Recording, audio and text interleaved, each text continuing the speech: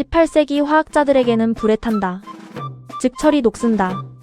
알칼리 금속들이 불에 탄다.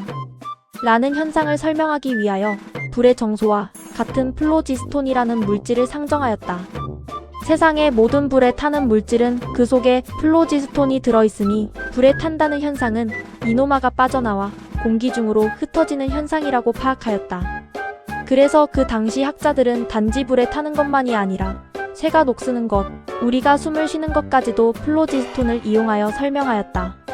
그러나 이 이론에는 단점이 있었으니 나무나 기름 등은 불에 타면 질량이 감소하지만 쇠가 녹슬거나 알칼리 금속이 불에 타면 질량이 증가한다는 것이었다. 그래서 이러한 모순을 설명하기 위하여 급기야 플로지스톤이 음의 질량을 가지고 있다는 논리로까지 발전하게 된다. 그러나 18세기 후반에 이르러 앙투안 라부아지에가 정밀한 실험을 하면서 불에 탄다는 것은 플로지스톤의 방출이 아니라 산소와의 결합 과정, 즉 산화임을 증명하면서 플로지스톤설은 완전히 폐기되었다. 박석순 이화여대 명예교수가 번역한 제럴드 폴락의 차지듯이 HARGD 대자연을 지배하는 놀라운 전기 현상을 읽다 보면 기존의 과학 지식에 대한 상식이 무너져버리는 느낌이다. 우리가 알고 있는 지구상에서의 물의 순환 즉 기상현상과는 설명하고 이해하는 기반이 완전히 다르다. 우리가 학교에서 배울 때 지구상에서 일어나는 물의 순환은 1. 액체 상태의 물이 태양열에 의하여 수증기 형태의 기체로 변하고 2. 그것이 공기 중으로 떠오르면서 상공으로 올라가서 구름이 되고 3. 그 구름이 응결핵을 통하여 액체 상태의 물 입자로나 고체 상태의 얼음 알갱이로 변하여 지구의 인력에 이끌러 땅으로 떨어지는 것이 강우, 강설이라고 배웠다. 그러나 이 책에서는 전기전하의 관계로 파악하여 강우 현상을 설명한다. 이 책을 읽다 보면 먼저 물의 제4상 상태인 이지물 익스클루전 존 워터, 베타구역 물에 대한 개념을 접하게 되는데 이는 고체, 액체, 기체와는 다른 육각형 벌집 모양의 격자 구조로 촘촘히 배열되어 안정된 네 번째의 물 상태가 있다는 것을 알게 된다. 이 이지물은 자체적으로 전하를 띠는데 H3O2로 표현할 수 있다. 그에 비해 그 바깥쪽의 일반 물벌크 워터에는 분리된 양성자 H가 일부 물분자 H2O와 결합한 하이드로늄 이온 HYDRON IUM 아이언을 형성하여 섞여 있으며 양전하를 띈다. 그리고 이때 이지물의 특성을 가진 분자 집합체나 격자 구조 단위를 소체 ENTIT와 IBODY라고 표현한다. 지구상에서 이루어지는 물의 순환, 낙뢰, 태풍, 토네이도 등의 현상은 이 소체와 하이드로늄 이온의 상호작용으로 이루어진다고 치밀하게 논리적인 설명을 한다. 책의 전반부를 읽다 보면 익숙하지 않은 물질의 상태에 대한 사고로 인해 조금 어렵게 느껴지지만 저자의 논리적인 이지물에 대하여 이해하게 된다면 책의 중후반부는 호기심이 가득한 상태로 한 장, 두 장 자연스럽게 책장이 넘어가며 다음에는 어떤 논지로 현상을 설명할지에 대한 예측도 조금 가능해진다. 이 책을 읽으면서 불현듯 내 머릿속을 스쳐가는 사고가 있었다. 아인슈타인의 중력 이론은 공간이 질량으로 인하여 휘어있다는 것으로, 즉 중력의 본질은 질량이라는 것이다. 그렇다면 질량의 근원은 무엇인가? 이에 대하여 현대과학은 힉스 입자로 설명한다. 그렇다면 힉스 입자는? 이처럼 하나하나 왜? 무엇? 어떻게? 를 질문하다 보면 막바지에 더 이상 대답을 머뭇거리게 만드는 상황에 도달한다.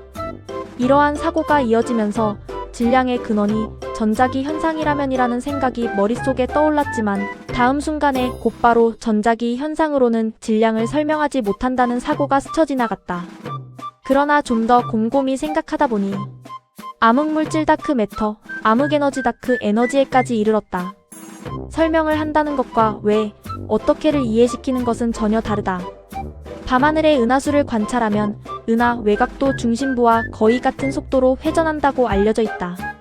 그런데 이런 현상은 케플러의 법칙을 따르지 않기 때문에 우리 우주에는 이를 설명하기 위해서 물질보다는 6배 정도 약 30%나 더 많은 눈에 보이지 않는 암흑물질이 있다고 가정하고 우주를 설명하고 있으며 그 암흑물질을 찾기 위하여 지금도 수많은 과학자가 열심히 노력하고 있다.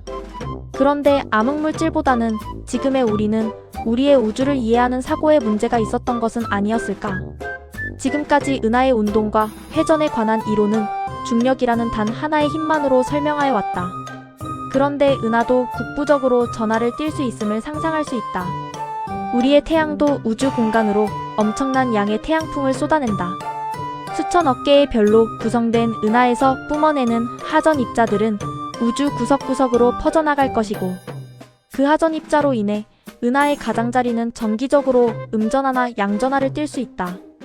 우주에 존재하는 원자들의 질량 비율을 순서대로 확인해보면 1위인 수소 H 73%로부터 헬륨이 25%, 산소 1.0%, 탄소시 0.46%, 네온리 0.13%, 철폐이 0.11%, 질소엔 0.10%, 실리콘시 0.07%, 마그네슘 M기 0.06%, 황해스 0.04%의 순서이다.